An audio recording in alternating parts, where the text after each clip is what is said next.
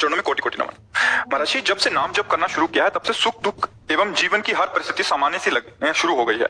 मेरा बचपन से लेकर अभी तक का जीवन दुखों व कष्टों से असफलताओं से निकला है। अब जब से आपका और श्री जी का आश्रय लिया है तब से सुख व दुख व असफलता तो आती है, परंतु आंतरिक भाव से मेरा मन शांत व सुख व आनंद में रहता है।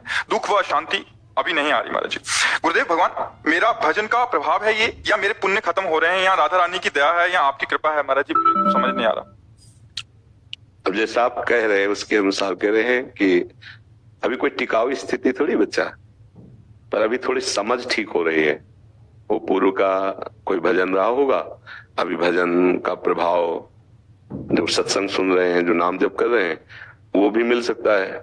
पर अभी कोई टिकाऊ स्थिति नहीं है। अच्छा है पर ये अल्प है, अभी भूमा नहीं है, अभी कोई सिद्धावस्था नहीं है, पर बहुत अच्छा है। अगर ऐसा विचार आने लगा है कि सुख दुख में समान भाव रखकर नाम जप कर रहे हैं, हम विचलित नहीं हो रहे हैं, तो अच्छा है। पर ब्रह्मचर्य पर ध्यान दीजिए आप।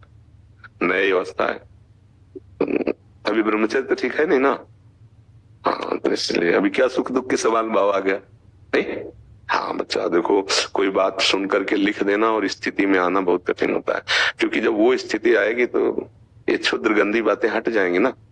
अभी गंदी बात है, आपको हटाओ, अच्छे बच्चे बनो। धन्यवाद है कि आप अध्यात्म मार्ग में चलना चाहते हैं। इस अवस्था में आप अध्यात्म को समझ रहे हैं, पर केवल समझ से काम नहीं चलेगा, उसको प्रयोग मिलाएं, है नहीं। देखो आप गंदी बात करते हो, आपका ब्रह्मचर्य छीण है, तो अब गंदा चिंतन भी होता होगा, तभी तो गंदी बात होती है। तो अब फिर सुधार क्या है फिर बच्चा? सुख दुख में समान भाव कहाँ आया? ये तो गंदी बात है, इसको तो तुम्हें असहनीय होना चाहिए ना।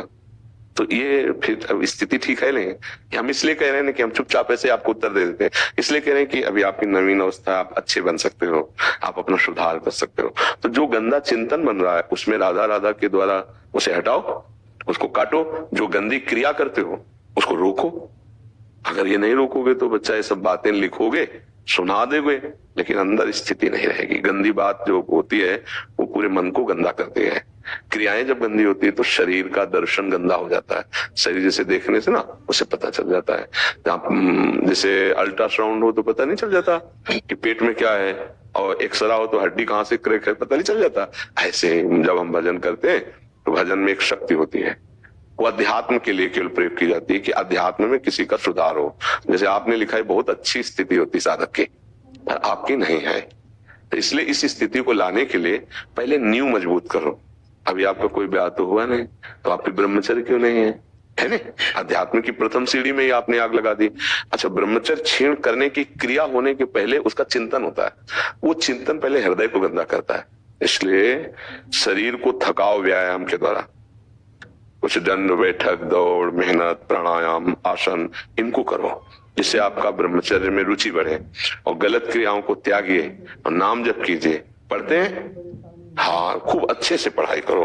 पढ़ाई को भगवान का भजन मानो। खाली समय में राधा राधा जपो। गंदे बच्चों का संग मत करो। मोबाइल की गंदी बातों को मत देखो। अच्छे आचरण करो तो ये भागवती की स्थितियां भी आ जाएंगी। हमारे समाज की सेवा लायक भी बन जाओगे। अच्छे पढ़े लिख कर किसी भी डिपार्टमेंट में जाओगे तो एक अच्छे समाज सेवी बन जाओगे, क्योंकि आपको अध्यात्म में रुचि है। तो अध्यात्मवान जब कोई पदाधिकारी या कोई सेवक पद भी प्राप्त होगा तो समाज की अच्छी सेवा करेगा। ठीक है? हाँ।